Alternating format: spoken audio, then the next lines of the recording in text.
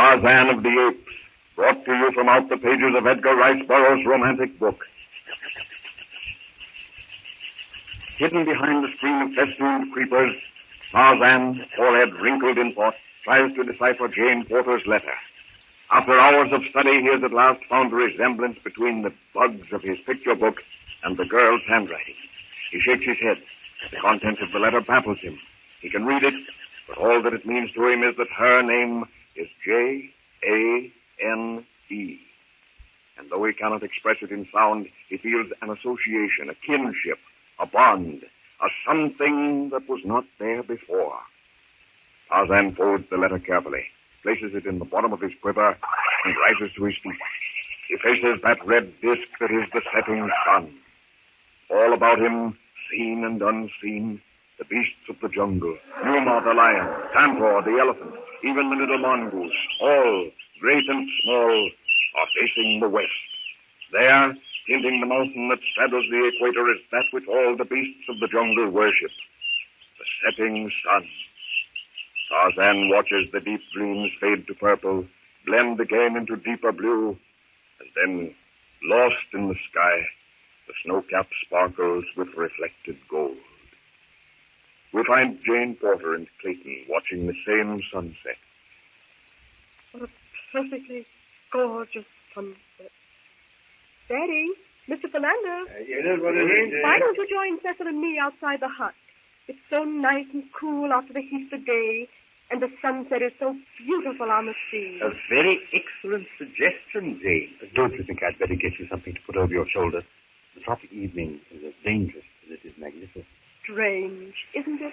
That wells, the jungle, everything here that is so beautiful should be so terrifying, so dangerous. But that, my dear, is life, which, like the toad, ugly and venomous, wears yet a precious jewel in its head. And this, our life, exempt from public haunts, finds tongues in trees, books in the running brooks, sermons in stones, and good in everything. Ah, my dear Clayton, it's so refreshing to find in an army man an acquaintanceship with the immortal bard of Avon. Possibly Shakespeare found books in the running brooks. But you, Daddy, require something much drier than a brook. I believe, Professor, if we'd only rescued our chessmen with which to beguile our evenings, you and I would find the setting perfect. Oh, you too.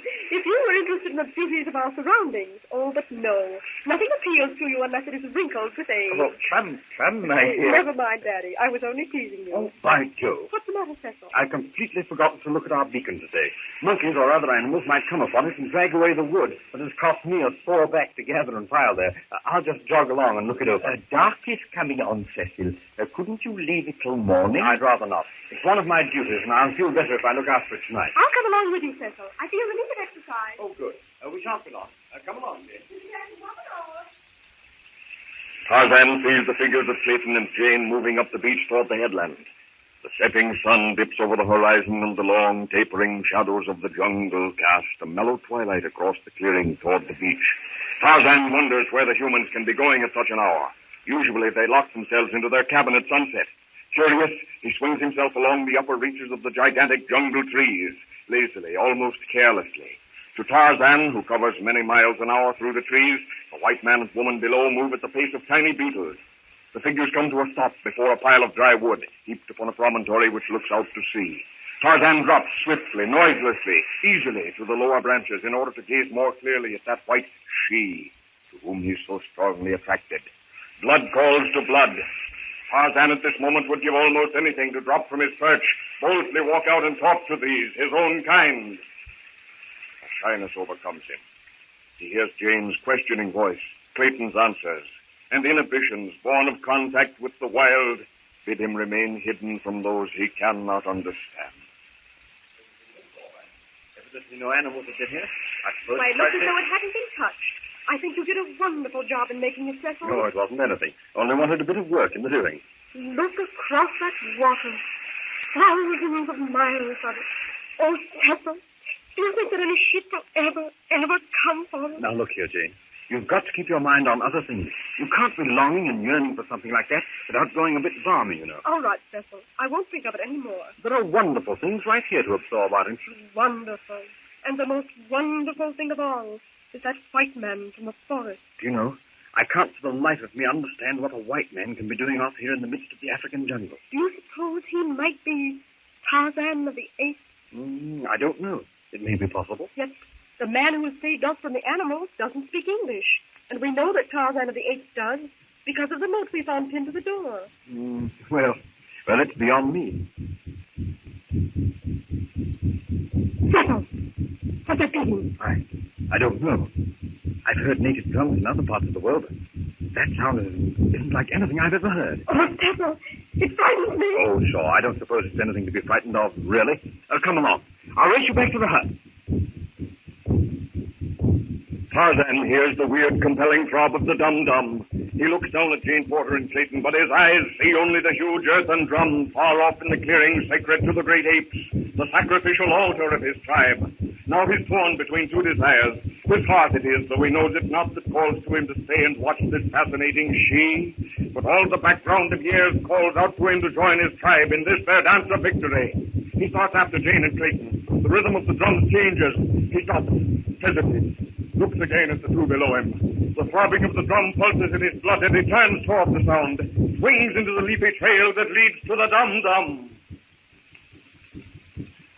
Down in the hut by the shore, Professor Porter and Philander, awaiting Jane's and Clayton's return, discuss the events of the past few days. I have been meaning to speak of it for some time, Mr. Philander, but we've so seldom been alone since the day the lion... Quite so, Professor Porter, quite so. I wish to speak to you concerning the skeletal remains of... Of Lord and Lady Greystoke? Yes, I understand. And now, Mr. Philander, I beg of you, please check this irritating propensity for jumping at conclusions. It was not of the mere mature beings that I wish to speak, but of the... But of the baby skeleton, Professor? Quite so. You will doubtless recall that I brought to your attention at the time the baby skull. You did, Professor, and I gave my opinion, and I give it again, that the skull was simian, one of the anthropoidal apes. That coincides perfectly with my own opinion, my dear Philander. I wish to caution you, however, lest you let slip some incautious remark before Jane and Clayton. I feel that it would only unnecessarily disturb their minds to let them into the secret. Don't worry, Professor. No unguarded remark of mine shall betray it. Philander, do you notice some sort of drumming noise? Some, Yes, you notice it too, Professor? I notice it, of course I notice. I notice everything. I've heard it for the last 10 minutes. I didn't like to say anything about it. I feared it was one of my old headaches starting again. Hello, the hut. Hello, hear the drums? Yes. Philander and I were just remarking about them. Perhaps you can explain such phenomena, Clayton. No, I'm afraid not. Weird, isn't it? We haven't stopped.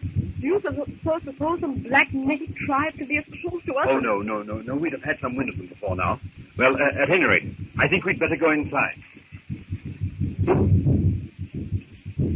Deep in the almost impenetrable fastness of the jungle, the great apes circle in mad confusion their earthen drum. From out that hollow mass comes the death throbbing that penetrates to the uttermost corners of the wilderness. Faster and faster, leaping, stamping, gyrating in fearful contortions, the apes pause in their dizzy circling to beat with short sticks upon the drum-like mound. The female apes and their offspring swaying back and forth to the uncanny rhythm form an outer circle about the maddened bulls.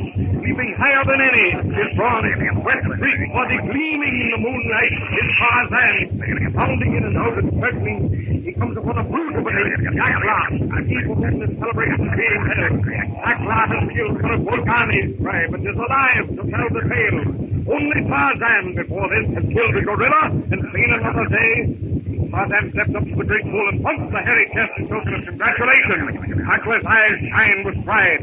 He leaps into the center of the circling apes, beats his chest with massive hairy paws, and shatters the night air with a fearful, piercing scream, proclaiming himself a mighty hunter, a mighty killer.